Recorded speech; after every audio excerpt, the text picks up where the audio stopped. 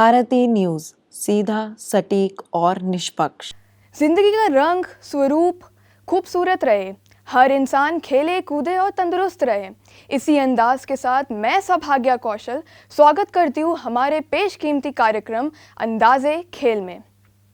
इस एपिसोड में हम बात करेंगे ऐसे खिलाड़ी की जिनकी कहानी जिस रूप में शुरू होती है, जिस रंग में वो बदलती है और जैसे ख़त्म होती है, तीनों अंग ने दुनिया का विश्वास ही हिला दिया है। हम बात करेंगे मशहूर साइकिलिस्ट लैंस आर्मस्ट्रॉन्ग की। उनका नाम इतिहास में पहली बार तब चमका था जब वो साइकिलिंग जगत के सबसे मशहूर चैंपियनशिप टूर दे फ्रांस को लगातार 7वीं बार जीते थे। एक ऐसा दर्जा और इतिहास जो ना पहले कभी किसी ने किया था और शायद ही कोई कर पाएगा। टूर दे फ्रांस एक ऐसी रेस प्रतियोगिता का नाम है जो ना पूरे फ्रांस देश के अलग अलग जगहों से होते हुए बल्कि यूरोप की और कई हिस्सों में होके जाती है, जिसमें हज़ारों की संख्या में साइकिलिस्ट हिस्सा लेते हैं और ये कम से कम एक हफ्ते तक चलती है। इस मुकाबले का इतना मुश्किल होना ही इसको इतना खास बनाता है। ऐसे में एक साइकिलिस्ट टूर दे फ्रांस को सन 1998 से लेके 2005 तक लगातार हर साल जीत कर दिखाता है। उस वक्त में उनकी काबिलियत एक मेहनत और ताकत का प्रतीक थी। स्कूल की किताबों से लेके स्पोर्ट्स की डिस्कशंस तक लैंस आर्मस्ट्रॉन्ग हर जगह एक मिसाल थे।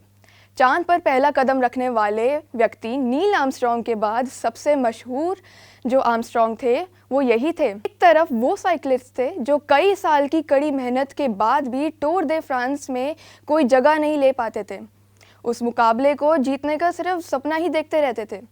ऐसे में लैंस आर्मस्ट्रॉन्ग का रुतबा अलग ही चमक रहा था।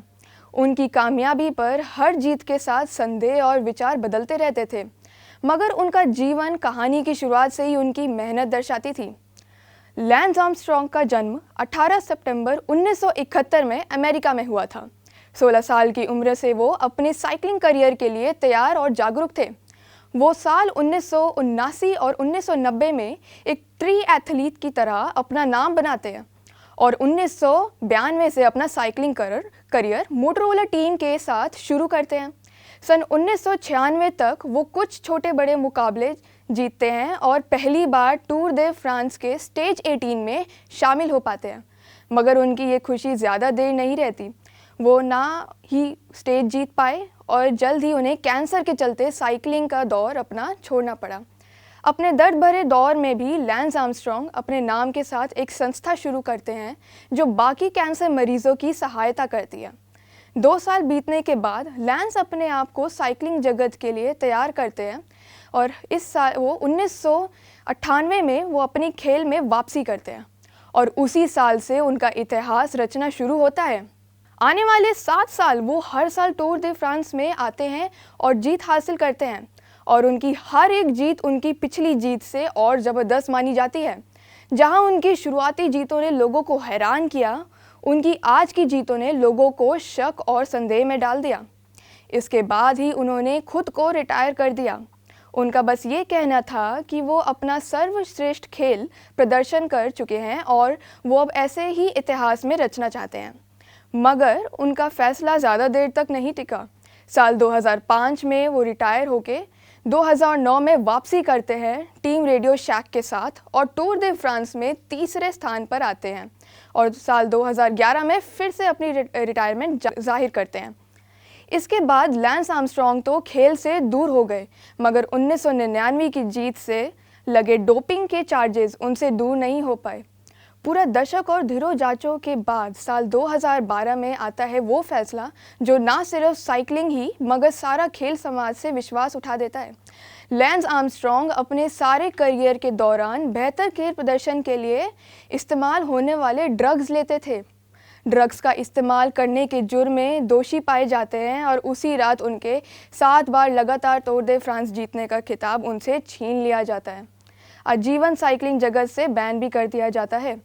ऐसे में कई मुकदमे और कई कहानियों के बाद लैंस आर्मस्ट्रॉन्ग इतिहास में एक बुरा उदाहरण बनकर रह जाते हैं और बीतते वक्त के साथ वो इतिहास से गायब हो जाते हैं।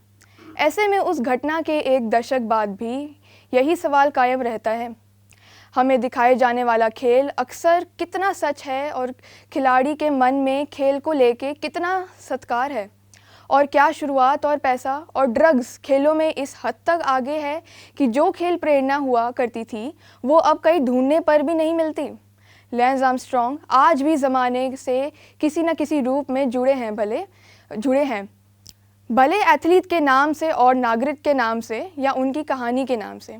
कोई उनकी कहानी को दुश्मनी कहता है तो कोई ठुकराता है, मगर सच तो ये है कहानी हमें अगर एक सबक देती है तो और कई सवाल भी पूछती है कि वो कहाँ तक सही थे और हम दर्शक कहाँ शक सही, और इस बातों को सामने आने तक इतने साल क्यों लग गए।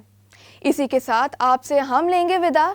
ऐसे कई एथलीट्स की रोचक कहानियाँ लाते रहेंगे और आपका मनोरंजन करते रहेंगे। चलिए इतना ही, हम फिर मिलेंगे अंदाज़े खेल के अगले एपिसोड में सिर्फ भारती न्यूज़ पर। तब तक के लिए नमस्कार।